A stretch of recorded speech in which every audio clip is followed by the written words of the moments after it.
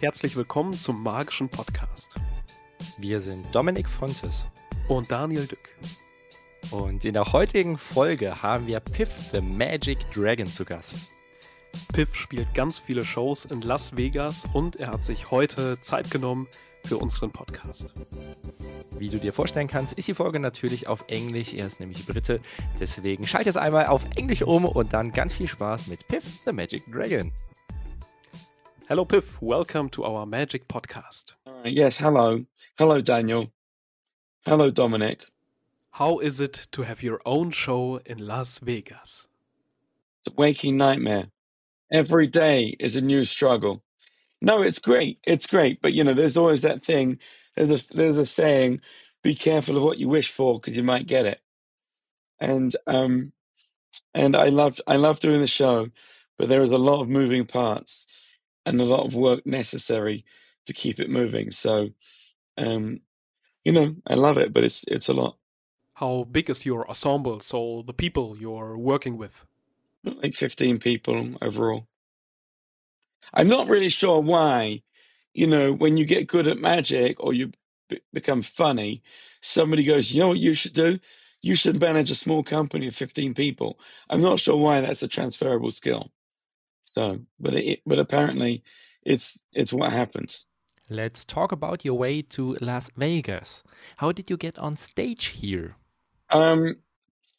There is when you first come to Las Vegas and you come off the plane, they ask you, are you coming in here as a tourist? Are you returning to America as a citizen, or do you want your own show in Las Vegas?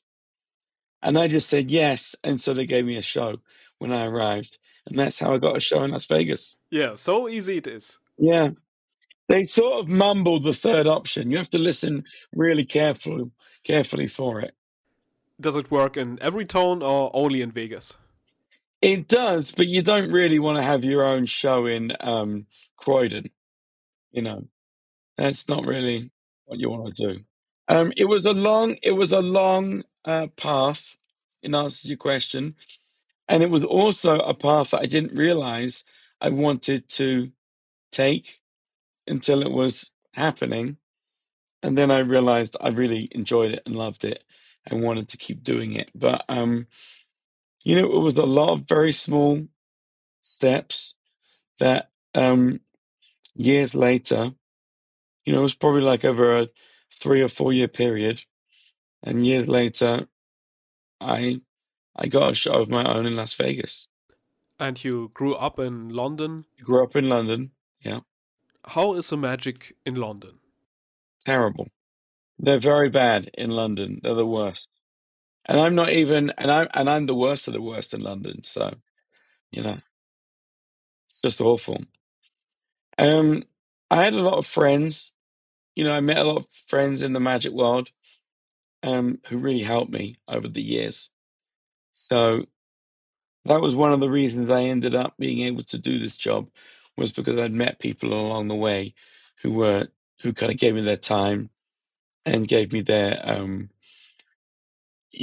helped me and taught me all this stuff and, taught me close-up magic, really. That's how I got into magic, through close-up magic. Did you also start with a magic box, or that the people show you the magic and you said, wow, that's so cool, I want to do this? No, it was starting with, it was both. It was seeing people do it, and then getting a magic box. I saw somebody do the linking rings, and when, they gave me rings and they linked to my hands, and I was like, oh my God, that's amazing. And then I bought the linking rings, but the ones that I got were broken. Like, one of them had a hole in, 2 of them were joined together. They didn't work at all.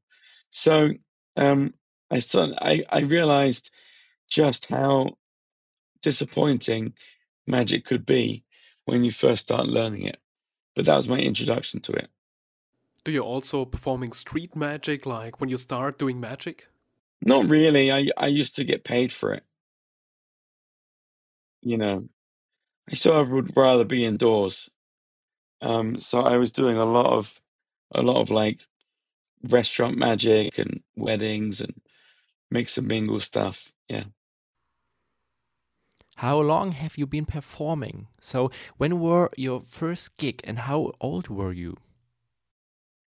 Maybe like 14 years old, 15 years old.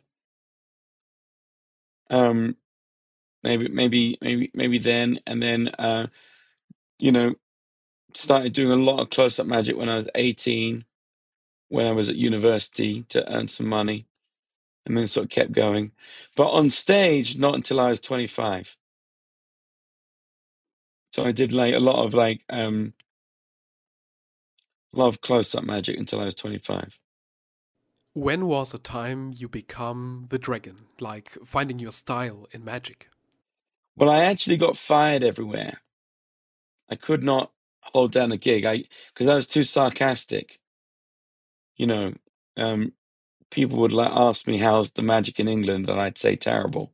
So I got in a lot of trouble, and I was kind of going, I think I'm going to quit magic, and I went to a costume party as a dragon, and no one else was in costume. It was just me.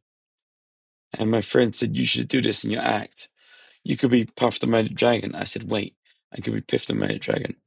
And I tried it, and it just worked immediately. So that was when I really started, becoming. I mean, I think I'd won some close-up competitions already by that point, but I was finding a style which was very comedy-driven and very dry and sarcastic. And so the gigs I was doing, they weren't booking a comedian, they were booking a magician. And so I was just not doing very well. When we talk about comedy magic, there is also an aspect of comedy and magic. What is your style? Is it like doing it 50-50 or? Well, I think, people say like, if you say like you're semi-professional, it sounds like you're half professional because, you're only 50% good. So when like people talk about, oh, it's half magic, half comedy, that can sometimes sound like it's not really comedy, it's not really magic. So I try and make the comedy 100% and the magic 100%. And mathematically that doesn't make sense, but it gives a better show.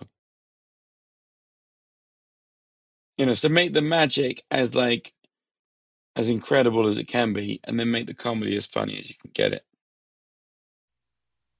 You were a drama student. What are the benefits for your magic today? It just taught me how to walk on stage, stand up straight, speak so people can hear me. Sort of like, I'm not really an actor. I'm more of a performer, where a performer is like, a version of themselves in whatever they do. And an actor can play any person, can play any role. I can be like a version of myself in various ways. We found a very interesting sentence in your Wikipedia profile. There is written that you work as a consultant for Penn and Teller. Is it true? Well, it's correct, but I mean, it's bullshit because, consultant is a word that sounds like you know what you're doing. And I've never really met a magic consultant who knows what they're doing. Most of them, they find their way, to the solution. They discover it in the process. Because if you're a medical consultant and somebody says, "Oh, my knee is hurting," then you look at it and you identify what's wrong with it and you help them fix it. Whereas in magic, sometimes you can go, "Oh yeah, you should do this trick," but often the really good consultants are the ones who They like find the perfect facility. They find the perfect, unique solution for that problem. So I would say I didn't do that for Penn and Teller. I just worked on we all, as a group, we worked on their problems, on their tricks together. And I came up with 1 or 2 solutions, but they came up with hundreds more themselves. Tell us more about this. How is it to work with Penn and Teller together? Well, they're both awful people. Teller, he throws things a lot, like books and glasses and animals. I took my dog to a rehearsal, and Teller got so angry at me, he threw my dog at me, and he threw it like where the paws were out. So like he landed on me with his claws, and it was very painful. And Penn just laughed. He just laughed for like 3 hours. He just laughed and laughed, and he pointed and he laughed, and he was like and pointing. It was horrible. Never meet your heroes. Do you have any advice for magicians who work together on one stage act? Well, that's different. I mean, like when I was working with Penn and Teller, normally I was just doing their stuff. And then over the years, we've also performed together, but that's a different process. Because when I'm working with them, the most important thing is their opinion, because it's their material. Whereas when it's all 3 of us, then I can be the one to throw things too. So, I'll throw a chair at Teller or whatever it is, and I'll be like, no, we're not doing that. And then he'll throw, like, I don't know, like you throw, what do you call those things? Oh, an ashtray. He threw an ashtray at my head, so we all throw things at each other, and we all get very angry at each other when we're all performing, because it's all of our material. So if you're working with somebody else, you have to all have the same, you have to give each other the same respect. Whereas when you're working with a consultant, it's good to listen to them, but at the end of the day, you're the one performing the material.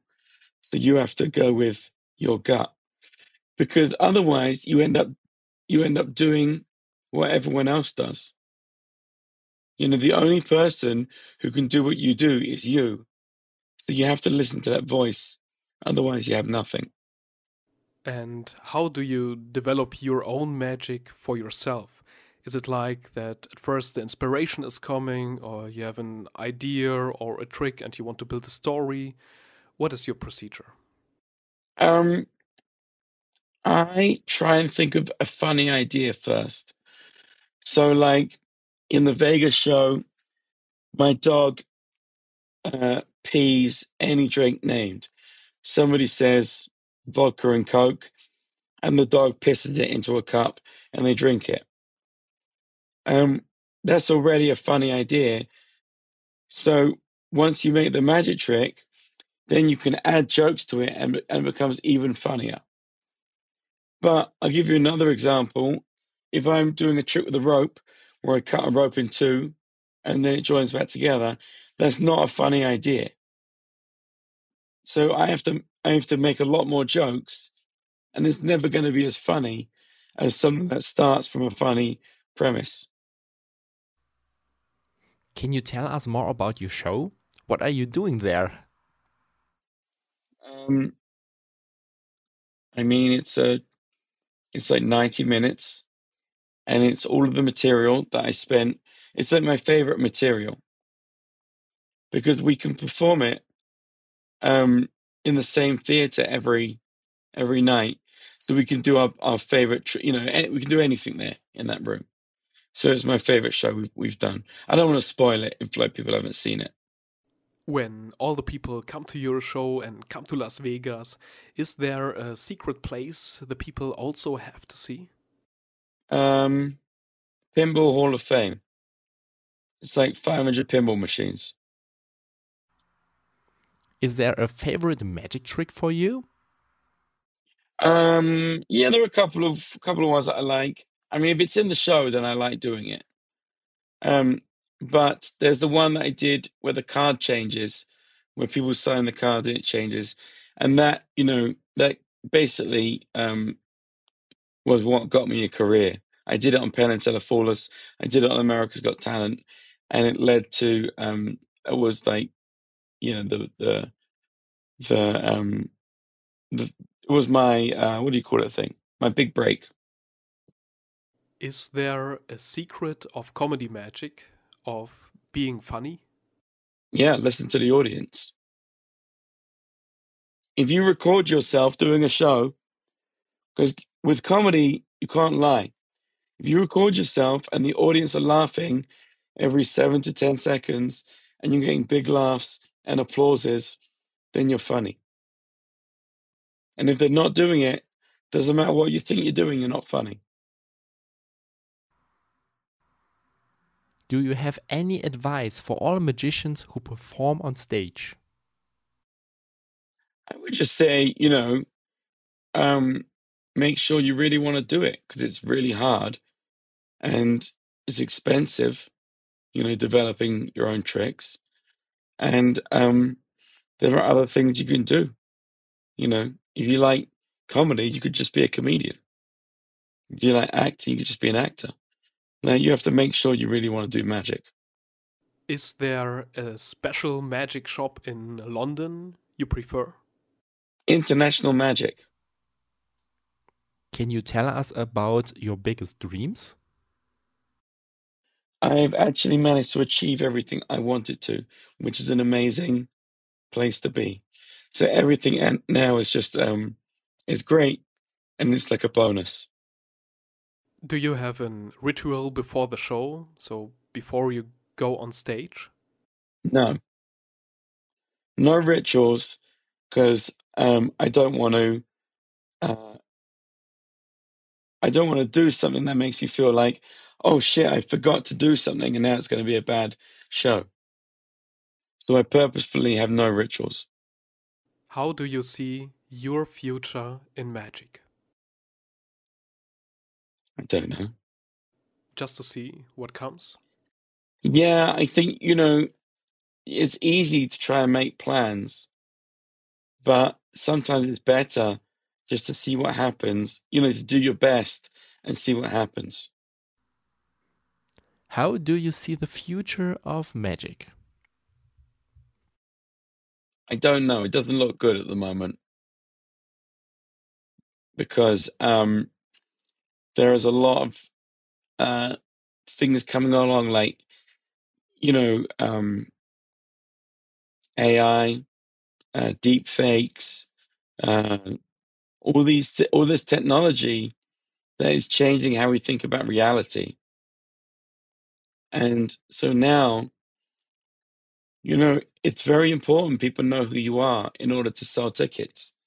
And the way people know who you are is through video, through audio, and those things are being manipulated, and they're being created out of nothing, out of lies.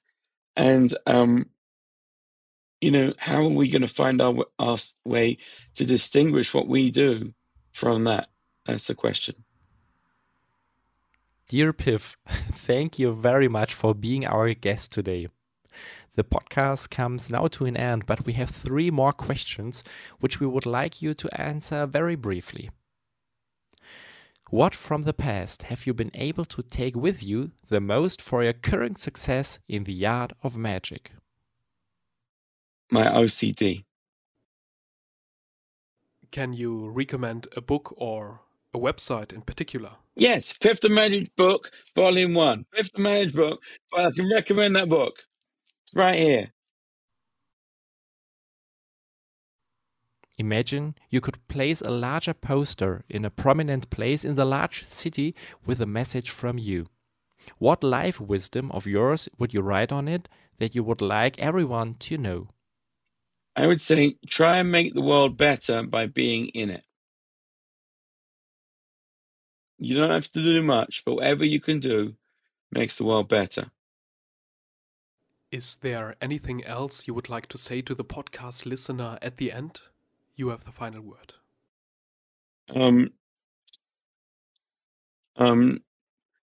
No. I would say it's been nice meeting you. What about that? Thank you for your time. How about that? Dear listener, thank you for your time. I appreciate your time.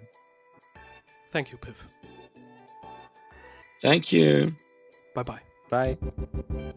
Das war eine weitere Folge Magischer Podcast für dich. Heute mit dabei Piff the Magic Dragon.